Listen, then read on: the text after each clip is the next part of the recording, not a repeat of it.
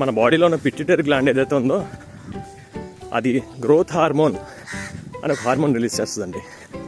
దీని పని ఏంటంటే మన బాడీ మెటబాలిజంని రెగ్యులేట్ చేస్తూ మన బాడీలో ఉన్న టిష్యూస్, బోన్, మజిల్ వీటి యొక్క గ్రోత్ని ప్రమోట్ చేస్తూ ఉంటుంది.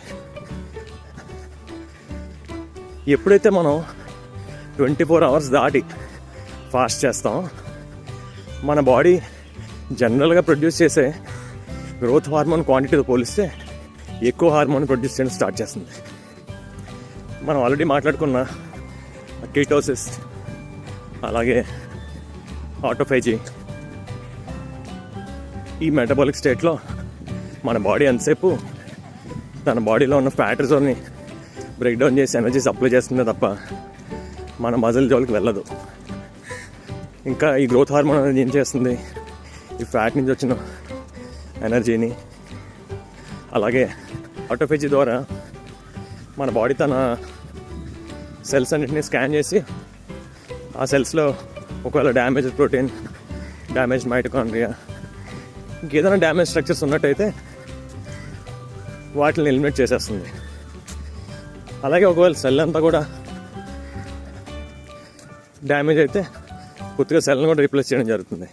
ఇది ఒక యాంటీ ఏజింగ్ ఫార్ములాగా కూడా మనం అనుకోవచ్చు.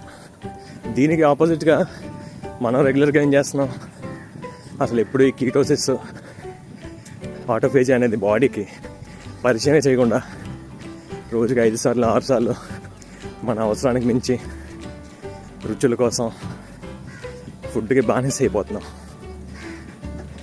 అందువల్ల త్వరగానే మనం ఏజింగ్ అది జరిగి డిసీజెస్ బారిన పడుతున్నాం.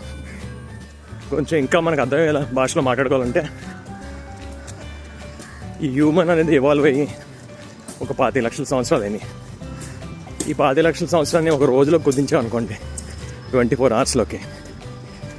ఆ 24 hours మనం ఈ processed foods, high sugar foods, refined foods, packed foods, ఇలా రకరకాల ఫుడ్ మనం తినడం స్టార్ట్ చేసి 1 నిమిషం అన్నా కానట్టే. అందుకనే బాడీకి ఏం చేయాలో అర్థం అవట్లేదు, ఇంకా షాక్లోనే ఉంది. ఇన్ని లక్షల సంవత్సరాల ఎవల్యూషన్లో ఆఖరణ వచ్చిన ఈ 300-400 సంవత్సరాల్లో మనం ఇంట్రడ్యూస్ చేసుకున్న కొత్త లైఫ్ స్టైల్ చేంజెస్ బాడీకి పాపం అర్థం అవ్వక రకరకాల జబ్బులు బారిన పడుతుంది.